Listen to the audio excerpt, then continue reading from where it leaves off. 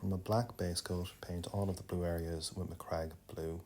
Don't worry about overspilling onto any other areas, as these will be covered up in later steps.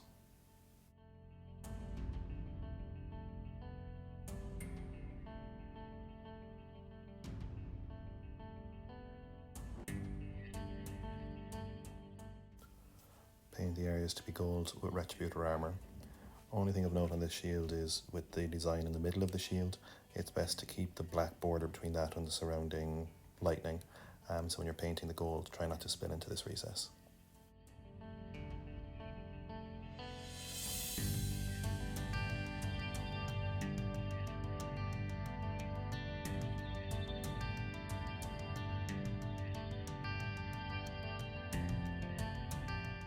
Base coat any parchment area on the shield with Zandri Dust.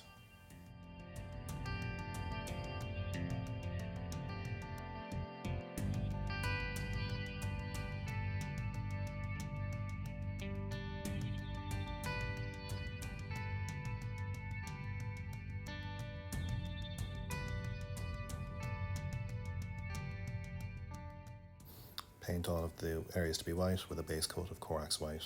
Most of the detail in this case is quite raised, so using the edge of the brush makes it relatively easy, and again avoiding spilling into the recess between this and the gold emblem in the middle of the shield.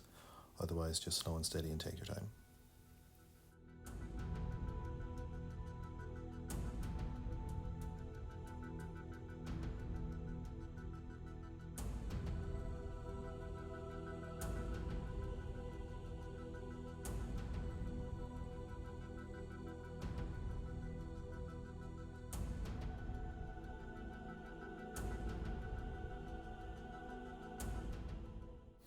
Paint the parchment areas with Skeleton Horde contrast, making sure that it sets into the deeper recesses of the lettering and the folds, and the raised areas will be overpainted in a later step, just to make sure there's paint collected in the details.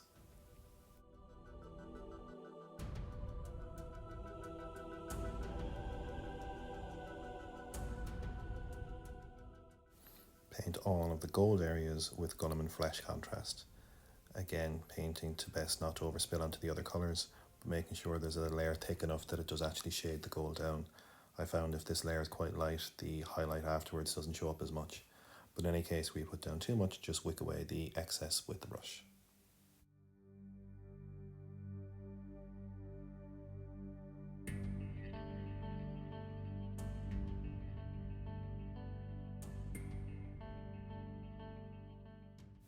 Paint all of the raised areas of the parchment with Ushabti Bone.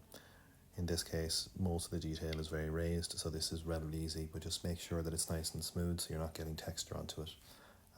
As you can see on the bottom part of the parchment, it's the areas where the folds are over on themselves, just to make sure some of the darker colour remains in that recess.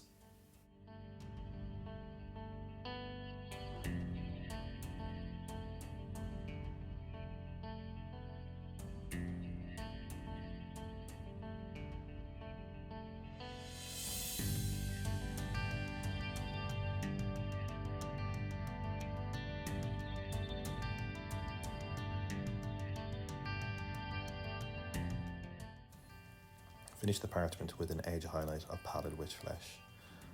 This is kind of a less is more. You don't need to go wild on highlighting absolutely every edge, but any sharp edges like the top and the bottom and the sharper corners of the lettering is worth doing. It's a subtle effect, but it does make it pop a little bit more.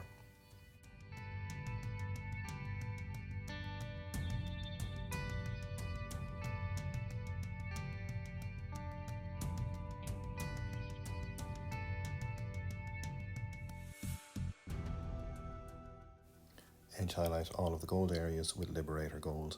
So in this example, the edges of the shield are quite raised, so using the edge of the brush, just be careful not to spill any onto the blue areas.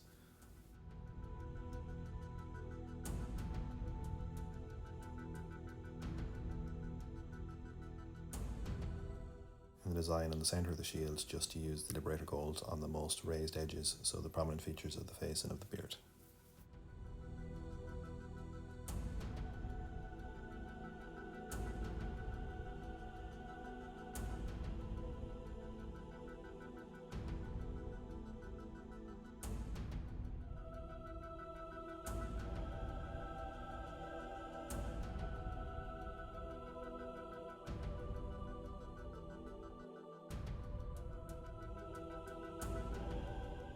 Pick out the gemstone in the middle of the head with Mephiston Red.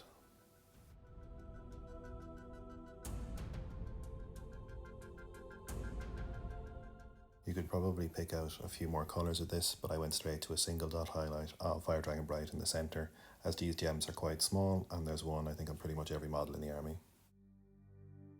Finish the white then with a layer of white scar. Corax White itself isn't actually a true white colour, it's more kind of almost like got a blue tint or a greyish tint, whereas white scar is closer to pure white, and it'll make it stand out a lot more on the model.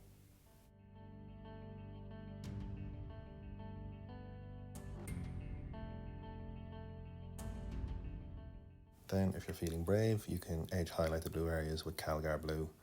With this model, pretty much all of the blue areas aren't really amenable to catching it with the edge of the brush. Small amount is, but for the vast majority it's slow and steady and trying to pick out neat lines. You can always correct any overspill with Macragge Blue.